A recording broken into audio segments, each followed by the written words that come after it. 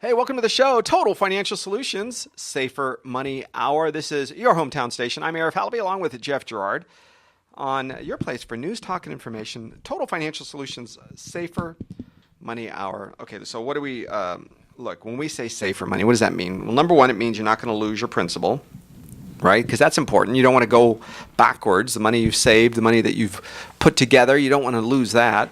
That's number one. Number two is, how do we make sure that you get reasonable rates of return? You're growing and you're not going backwards. That's kind of important as well. But with all of that, we also come to the place where, can you ever afford to vacation?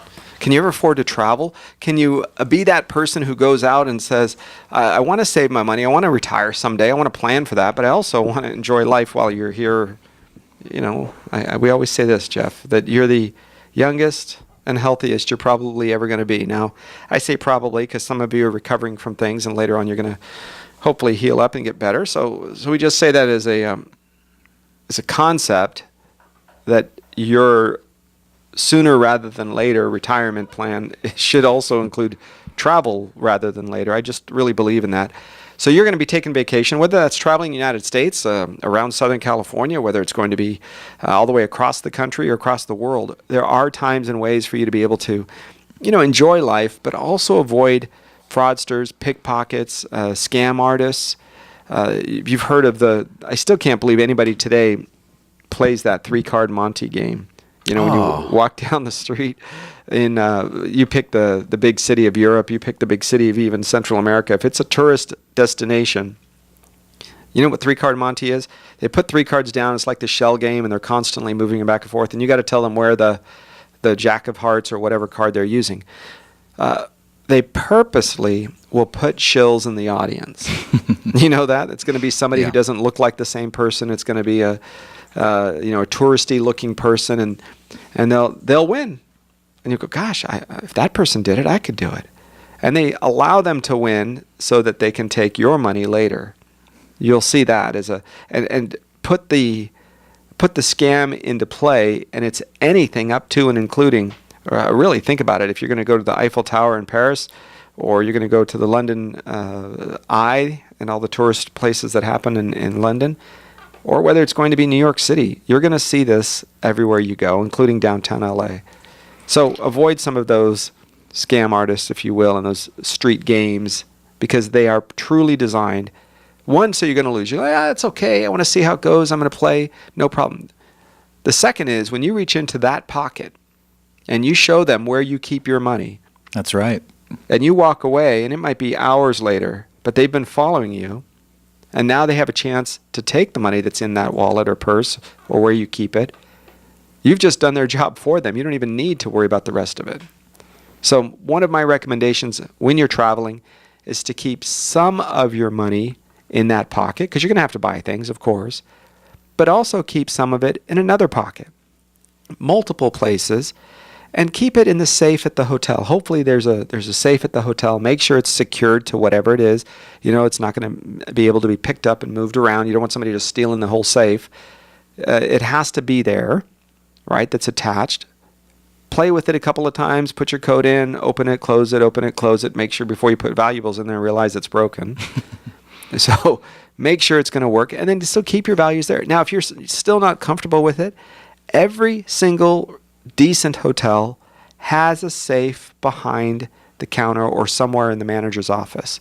And that safe usually has you go there. It's a sealed envelope. You sign it, and it goes back into the hotel safe itself.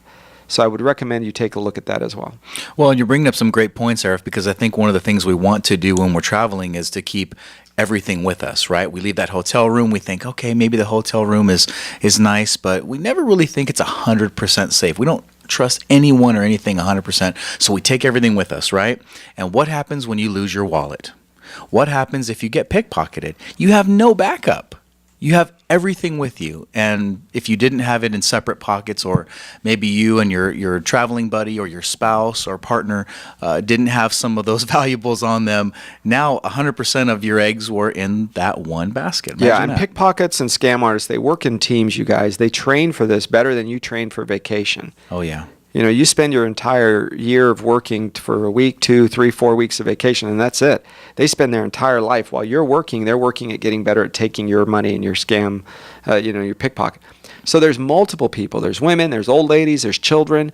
It's not this, guy with a hoodie and a beard who's, lurking in the corner. It's all sorts of people, and their job is to take your money. So be very careful about that.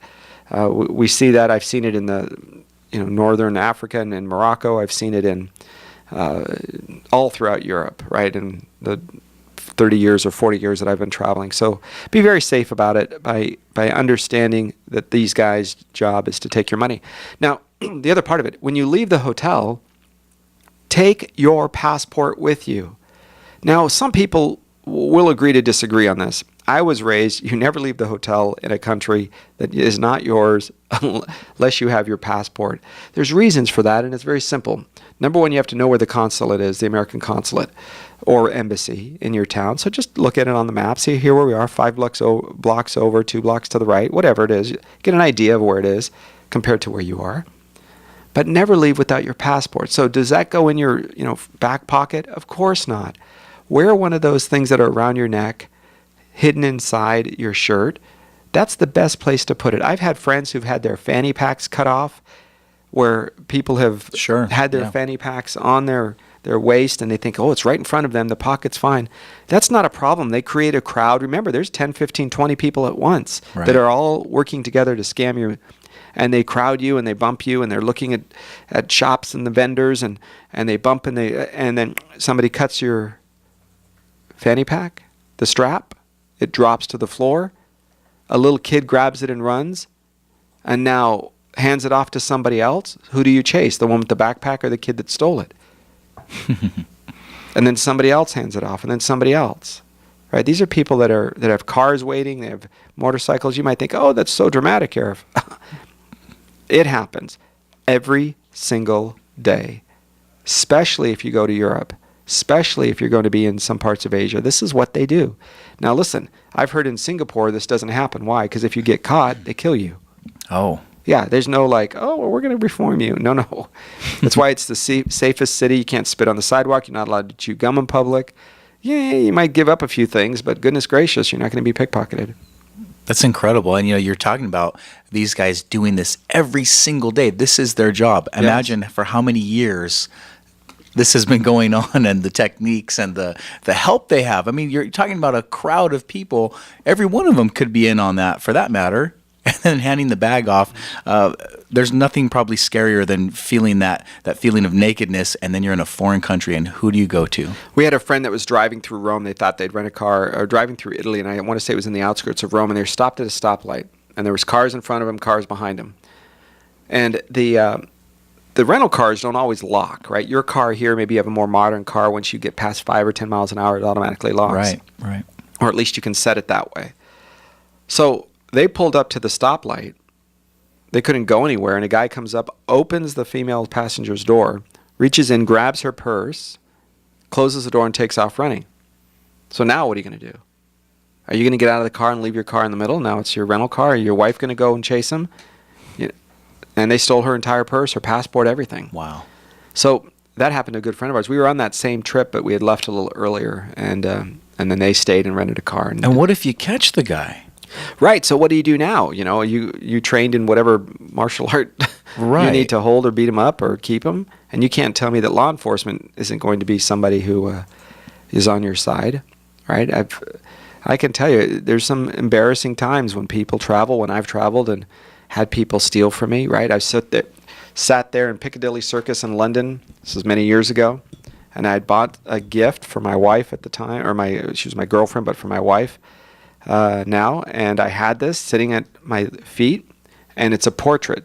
So he's drawing a portrait, and I distinctly remember when his eyes shot from my eyes as he's looking at me down, back up, and I went to follow his eyes, and he goes, "No, don't move." And somebody came and they stole the gift that I had bought my wife right in front of me. Now, I still had the bag, but they stole the box inside of the bag. So when you leave, it was a little lighter, but I didn't completely, I didn't pay much attention. And so a lot of those performance artists on the street, are involved.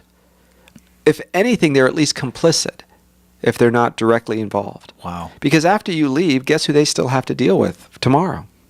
Yeah. That's right. These guys don't disappear. And so you're going to see that a lot of these street scammers will work together. You have to be a little bit kind of not so nice. I don't mean pleasant. Be pleasant.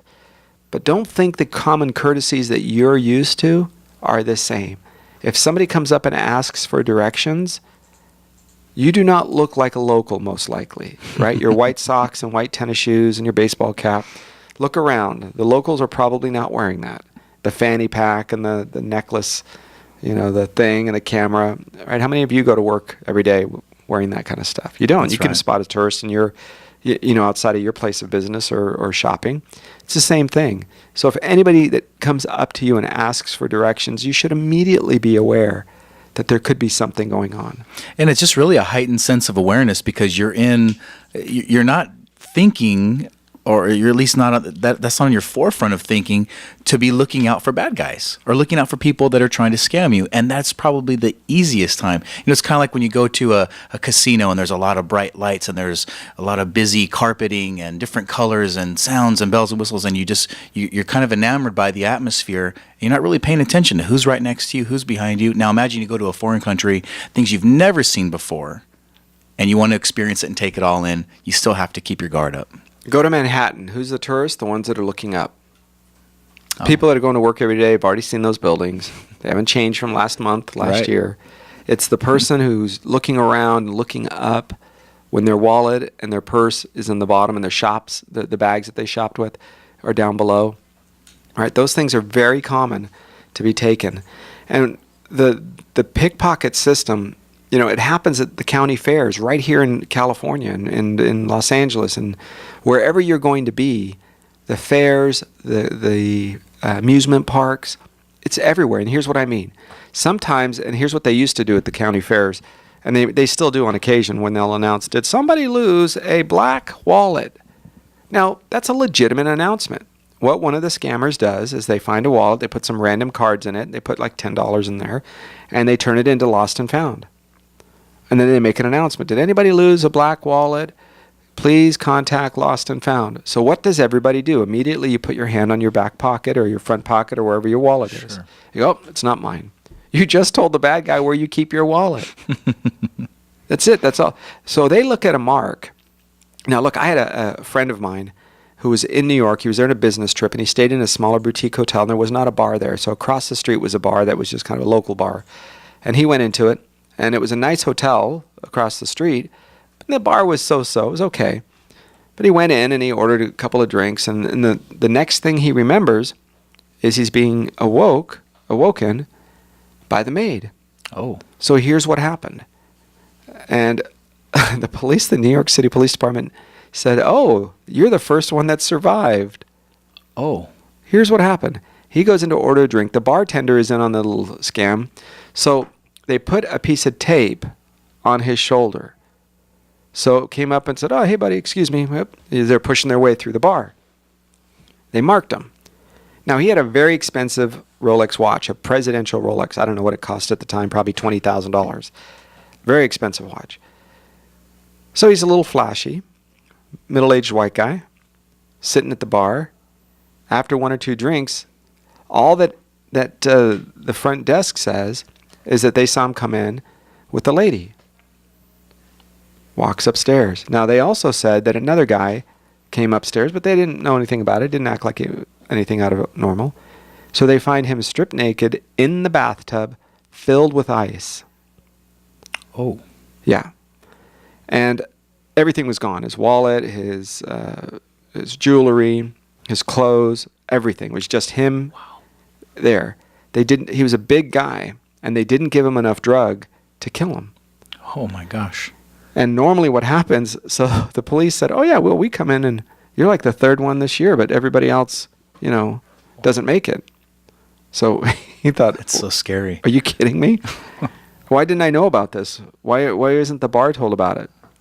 So once you're marked, as you walk across the street, everybody knows who you are. They walk through the bar, they're paying attention, and everybody knows a secret in that bar.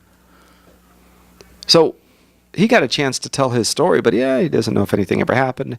His insurance paid for the watch, so he got his watch, a new watch back. Wow. So these are things that happen everywhere. Be very careful. We're going to take a quick break, and when we come back, we're going to give you some more safety tips for travelers. Some things that hopefully can help you keep from being a victim this holiday season as you spend this summer vacation, hopefully enjoying life, doing something fun, staying out of trouble. That's part of the safer money option, right? Sure is. I'm Arif Halaby. That's Jeff Girard. And this is your place for news, talk, and information. This is KHTS, your hometown station. I'm Arif. We'll be right back.